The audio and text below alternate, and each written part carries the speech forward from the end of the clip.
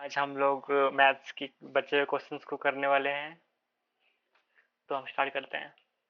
पिछली क्लास में हमने सेकंड क्वेश्चन पूरा कंप्लीट कर लिया था। इसमें हमें थर्ड क्वेश्चन से स्टार्ट करना है। थर्ड पार्ट बहुत हार्ड सा लग रहा है। और सेकंड इसमें लिमिट वगैरह कुछ करके देखते हैं इसमें क्या आएगा। तो क्वेश्चन ये रहा स्क्रीन पे। स्टेप 1 में है, हमने डायरेक्ट सब्स्टिट्यूशन लगा दिया, x को 0 रख दिया। दिस इंडिकेट्स तो दिस इंटरमेट अच्छा ओके। अगर हमने जब हमने x को 0 रख दिया तो ये ऊपर और नीचे 0 आ गया, जो कि पॉसिबल नहीं था। तो हमने इसको ऐसा सोचा कि हम ऊपर इसको ना रेशनलाइजेशन कर देते हैं, फिर काम आएगा। सॉरी, रेशनलाइजेशन करके ये आया। तो यहाँ पे आइडेंटिटी यूज हो रही है a plus B and a minus B, जो कि होता है ए स्क्वायर माइनस में बी स्क्वायर। तो आइडेंटिटी लगा के वगैरह करके सोल्व करा, तो सिंप्लीफाई करके आंसर ये आ गया हमारे पास।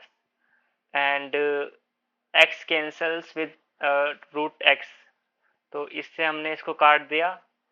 अब हम अप्लाई करेंगे लिमिट्स को। तो x को दे रखा था 0, तो हमने उसको पुट कर दिया। उसकी पुट करने से आंसर हमारा 0 ही आया फाइनल जाके। तो फाइनल आंसर 0 आ गया। ओवरव्यू, डायरेक्ट x को डाला तो 0/0 आया, इसलिए रेशनलाइजेशन किया न्यूमरेटर को। फिर स्क्वायर रूट आइडेंटिटी से नंबरेटर सिंपल x बन गया, और x कैंसिल हुआ जब लास्ट में लिमिट अप्लाई की, तो रिजल्ट क्लीन आया 0। भाई next question. And second question है हमारा, इफ x मतलब बाय फंक्शन दे रखा है जो कि यह है, तो इसका हमें डिफरेंशिएशन फाइंड करना है। डिफरेंशिएशन फाइंड कैसे किया है देखते सॉल्यूशन में। क्वेश्चन है डिफरेंशिएशन फाइंड करने का, तो हमने पहले सिंपलीफाई करा इक्वेशन को। तो ऐसा कुछ किया कि हमने इक्वेशन को डिनोट कर दिया u से, एज्यूम कर लिया।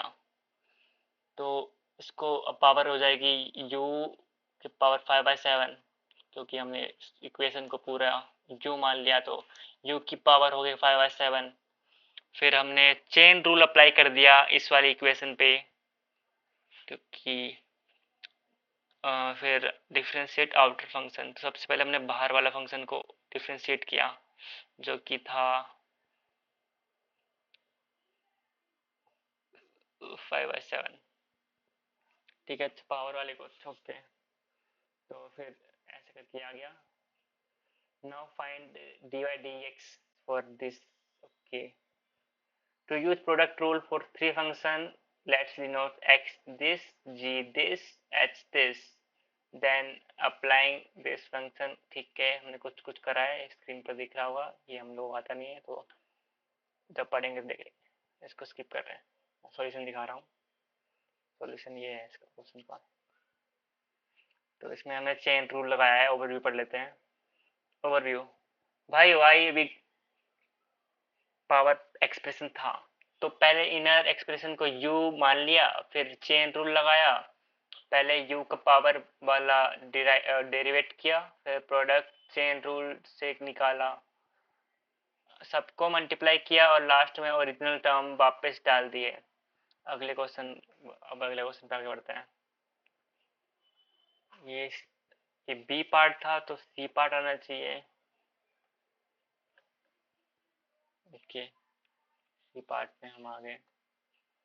इसमें क्वेश्चन में है फाइंड द लोकल एक्सट्रेनिया, ये भी हमें नहीं आता। डिफरेंशिएशन एंड इंटीग्रेशन हम लोगों ने पढ़ा नहीं है, तो ये तो शायद मैंने छोड़ ही दिया रखा था। हाँ ठीक, भी शायद नहीं है। तो स्टेप 1 में हमने डेरिवेटिव निकाल दिया पहले फंक्शन का, फिर डेरिवेटिव हमारा ये आ गया। फिर फाइंड करा क्रिटिकल पॉइंट, जहाँ पे इस इक्वेशन को 0 रख दिया, जहाँ पे 0 हो जाएगा। तो अब हमने इसमें कॉमन फैक्टर निकाल लिया 3x। ठीक है, नाउ फैक्टर द इक्वाड्रिक। जब हम 3x को उधर ले जाएंगे तो उसको 0 हो जाएगा, तो सिंपल इक्वेशन हमारे पास ये वाली बची। अब हमने इस इक्वेशन का भी क्वाड्रिक फैक्टर्स निकाल दिए। फैक्टर्स हमारे पास ये वाले आ गए इसका फैक्टराइजेशन से। तो हमारे पास इसके क्या बोलते हैं, लोकल एक्सटीरिया आ चुके हैं 0 और 3 और 5, आई मीन एक्स की वैल्यू आ गई है, एफ डैश एक्स की। दीज आर क्रिटिकल पॉइंट्स, ठीक है, possible local minima and maxima, ठीक है। Use second derivative test to identify extrema. अच्छा, हमें सेकंड डेरिवेटिव निकालना पड़ता है एक्सट्रीमा निकालने के लिए। तो अब हमने x को 0 रख दिया, तो फिर हमने 0 रखा, तो यस का आंसर 45 आया, जो कि 0 से बड़ा है। तो local maximum at x is 0, मतलब एक maximum.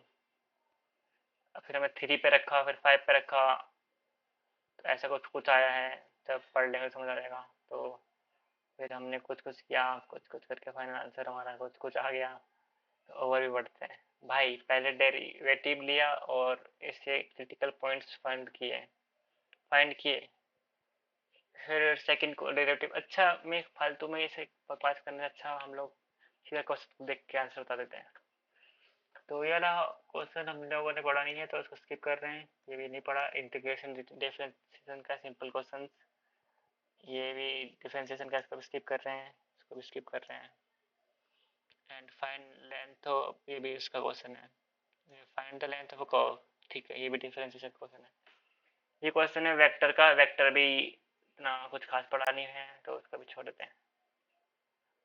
Find the shortest distance between lines, okay, ये क्वेश्चन है 3D वेक्टर्स का, मतलब थर्ड डायमेंशन का। इसको भी नहीं पढ़ा, इसको भी स्किप करते हैं, सॉल्यूशन जब हम पढ़ लेंगे तब देख लेंगे। वैसे क्वेश्चन इसका इस टाइप का है, सॉल्यूशन फॉर द इनइक्वालिटीज। पहला क्वेश्चन मैंने किया था, बट मैंने इसमें इजी है वैसे, बट पढ़ा नहीं तो इसको भी छोड़ देते हैं। पहले वाला क्वेश्चन हम लोग सॉल्व कर चुके हैं पहले की वीडियो में, एंड ये क्वेश्चन है डिफरेंशिएशन का सेम, फिर से इसको भी हम स्किप कर देते हैं। तो मैथ्स का भी हो गया पेपर सॉल्व और जल्दी से,